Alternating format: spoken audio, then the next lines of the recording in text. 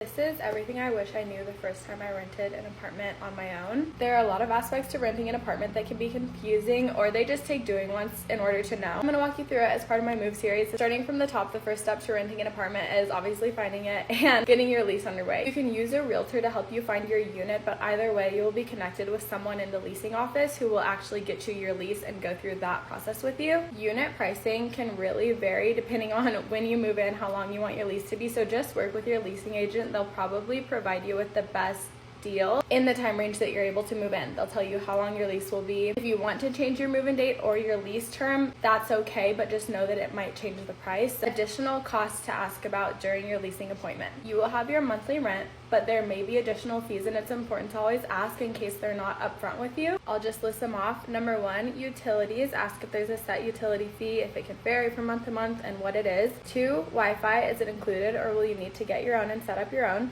3, electric. You will almost always need to set up your own electric. I've had a few college apartments where you didn't, but ask about electric and how that works. 4, insurance. What kind of insurance do they need? How much coverage do they need? Do they need it to be through them? Do they need to be on the policy? Ask them their requirements when it comes to your renter's policy. If you have a service that you usually use for renters, for example, I always use USAA. I get it through my parents. Great. Well, if not, ask the apartment, because I'm sure that they have recommendations for what people use if they don't have one that they usually use. Parking. If you have a car, you need to know if they offer parking and what that fee is.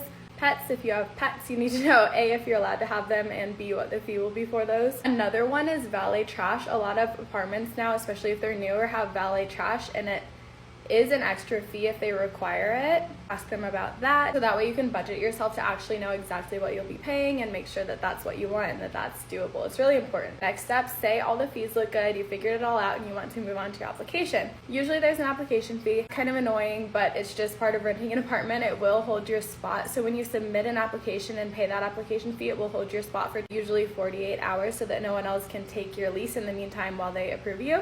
If you're in a situation where you've had a job in all of the recent months leading up to this application, you know that that job would prove that you can pay for this unit, you probably won't need a cosigner. If you're younger though, a lot of times you will need a cosigner. If it's your first job, maybe you're still in college, I don't know your situation. You want to ask what the details are to decide if you should sign with a cosigner. A cosigner is usually a parent or guardian or someone who's able to sign for you, just to say that, hey, if you can't pay your rent one month, then this person takes liability and they will pay your rent for you. Cosigners do need to make quite a bit. Usually I think it's at least 3 to 5 times your rent per month. Say your rent is $2,000, your cosigner might need to make $10,000 a month in order to be your cosigner. Either way, they'll either need your most recent pay stubs, your cosigner's most recent pay stubs as part of the application. And okay, great. So say you get through all these steps, you're approved for your lease.